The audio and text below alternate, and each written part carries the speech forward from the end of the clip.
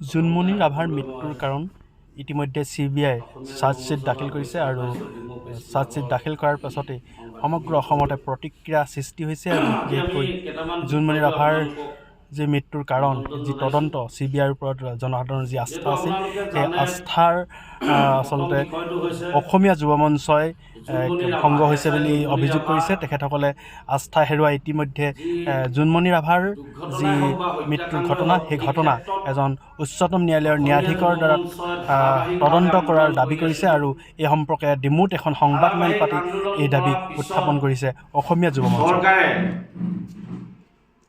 CIDৰ লগতে CBIক তদন্ত দিলে আৰু এই তদন্ত দিয়াৰ পিছত আজি প্ৰায় 7-8 মাহ হৈ গ'ল। 7-8 মাহৰ ভিতৰত আপোনালোকে জানে কিমানজন বিষয়াক আৰক্ষী বিষয়াই ৰিজাৰ্ভ ক্ল'জ কৰিলে। ক্ল'জ কৰাৰ পিছত তেওঁলোকক নিলম্বিত কৰিলে, কিন্তু এই নিলম্বিত কৰাৰ পিছত পুনৰ আকৌ তেওঁলোকে চাকৰি নিযুক্তি পালে, আকৌ চাকৰি তেওঁলোকে নিযুক্তি পোৱাৰ ব্যৱস্থা কৰিলে চৰকাৰখনে।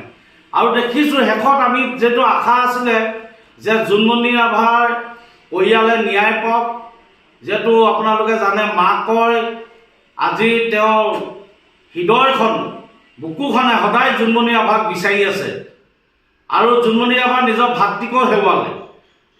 আজি সেই জোনমণি ৰাভাৰ মাতৃয়ে আজি যেনেদৰে ন্যায় পাব লাগিছিলে সেইদৰে আজি ন্যায় নাপালে। আপোনালোকে গম পাইছে যে যোৱাকালি যিখন CBI এখন কোৰ্টত চাৰ্জশ্বিট দাখিল কৰিলে আৰু সেই চাৰ্জশ্বিটখনত মানে দুৰ্ঘটনা সংঘটিত হ'ল বুলি CBI মানে চাৰ্জশ্বিটখন দাখিল কৰিছে। আৰু সেই চাৰ্জশ্বিটখনৰ বিষয়লৈ আমি ক'ব বিচাৰিছোঁ, CBI যিখন চাৰ্জশ্বিট দিলে সেইখনৰ ভিত্তিত আমি ক'ব বিচাৰিছোঁ যে আমি আশা ৰাখিছিলোঁ যে জোনমণি ৰাভা ন্যায় পাব, দোষীয়ে শাস্তি পাব, কিন্তু এই ক্ষেত্ৰত যোৱাকালি আমি যি গম পালোঁ, কিন্তু আমি আশ্চৰ্য প্ৰকাশ কৰিছোঁ, কিয়নো আমি এগৰাকী সাহসী আৰক্ষী বিষয়াই যেনেদৰে আজি নকল সোণৰ লগত তেওঁ উঠি পৰি লাগিছিলে আৰু সেইগৰাকী আজি আৰক্ষী বিষয়া আজি কিন্তু ন্যায় নাপালে।